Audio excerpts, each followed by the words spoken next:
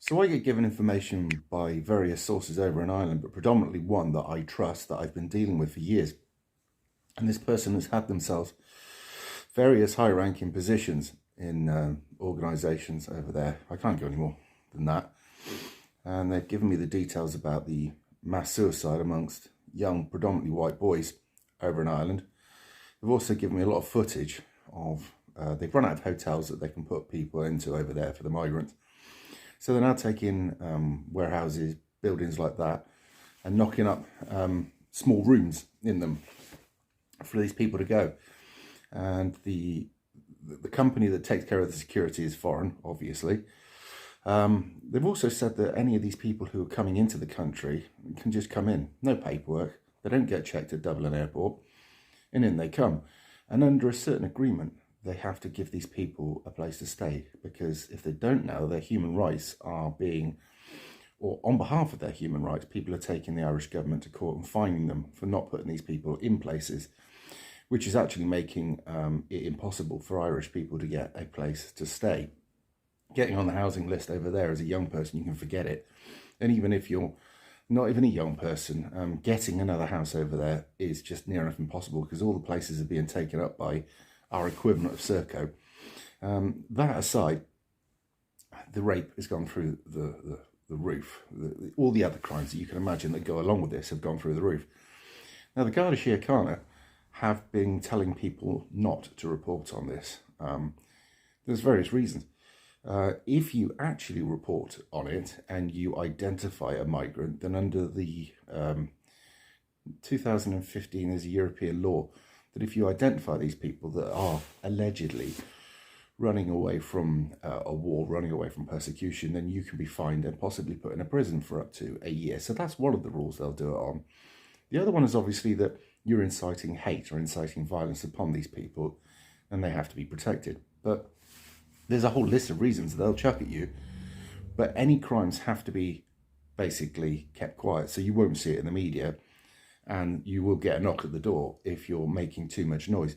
Social media over there is being watched heavily, and anybody who even sets foot out of line will get themselves into trouble, or they'll lose their social media, etc., etc. Now, they've got a saying in Ireland at the moment that if it rains or if it happens in England on Monday, then it'll come here on Wednesday.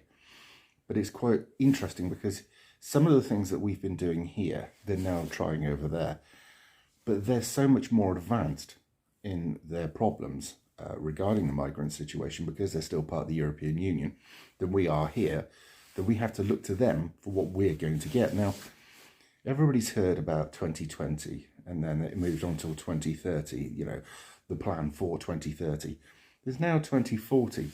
The plan over in Ireland for 2040 is that they plan to get over another 1 million migrants in there, which will take the population there to 45% of the population won't be from that country. Bear that in mind. Now, there was a guy, and I can't remember his name, who wrote a book after he did significant studies on many different countries on what the impact of that host nation is when Islam is at various percentages. So 0.5 percentage, they're very friendly, they get on with everybody, they assimilate. As they start to build up, sort of 1%, you'll notice a change, 2%, there is a various change. They'll start asking for halal. They'll start asking for certain things like being able to put mosques up, and etc., etc. And I did they do that before? And by 5%, they're now starting to really push the boundaries. By 10%, you've got yourself a big problem. Take, for instance, what we're dealing with here in England. At 20%, you are really in a whole world of pain. And by about 45%, they're wanting to implement Sharia everywhere. And they want everybody to yield and become Muslim. Now, there's many people over in England, let alone Ireland, who will say that peacefully, under whatever it is, that they wish this country to become Muslim, and that's their aim, and that is their aim. How would you feel about your relatives, your grandson, your granddaughter being Muslim? How do you think they would be treated as Muslims?